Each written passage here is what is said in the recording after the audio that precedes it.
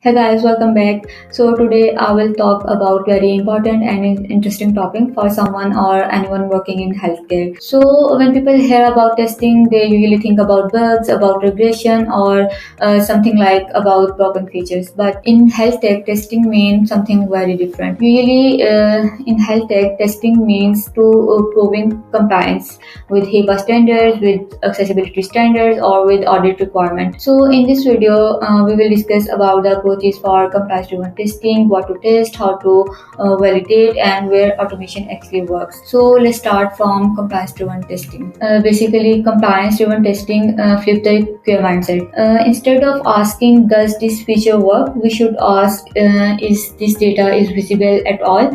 Is access is logged or traceable, or is the person with disability can complete the flow, or is it necessary for audit? Because in regulated system, the audit is as important as test cases passing. So HIPAA is often misunderstood, just like encryption. So as a QA perspective, it's simply break down controllable test. So the main areas are: first, the role-based access control, minimum necessary data exposure, audit logging, session behavior, and the next one is error handling. So as a QA, we don't trust assumptions, we attempt violation deliberately. So let's look at a simple example. Basically, what's happening here is straightforward.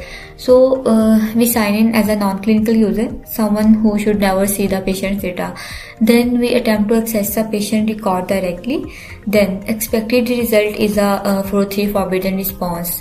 This is not just a permission test. Basically, this is a compliance assertions. If this test fails, you don't just have a bug, you potentially have a HIPAA violation. So the next is accessibility testing. So basically, accessibility is not optional in healthcare or health tech softwares, because in some regions accessibility is a legal requirement. We did accessibility testing for 3 levels.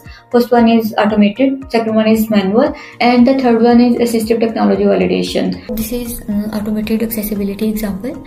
So basically, this run an automated accessibility scan against the page, and it will catch things like missing form labels, insufficient color contrast, and automation is great for catching the obvious issues, but it's not enough. QA still has to manually test keyboard only navigation, screen readers flows, and how error messages are announced.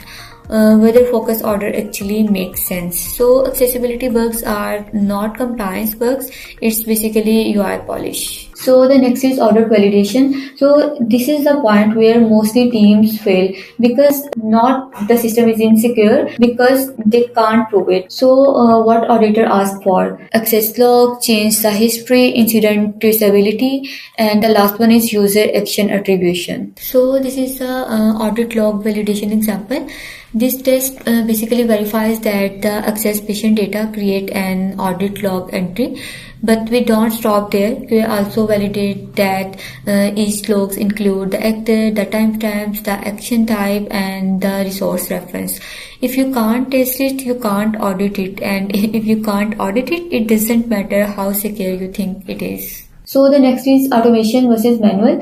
So basically, it's a reality check. Compliance system can't be 100% automated. So the automation help with RBAC checks, logging validation, accessibility baseline, and the manual testing is critical for clinical workflows, edge case PHA exposure, human behavior under stress, and the strongest QA teams blend the both. In health tech, QA is not just a gatekeeper. Basically, QA is a compliance partner that ensure the patient trust, regulatory readiness, and the enterprise-grade reliability. So if your care process doesn't account for compliance, sorry to say, you don't have care process, you have a risk. So this is all about compliance-driven testing, and thanks for watching. See you next time with another interesting and important topic. Bye-bye.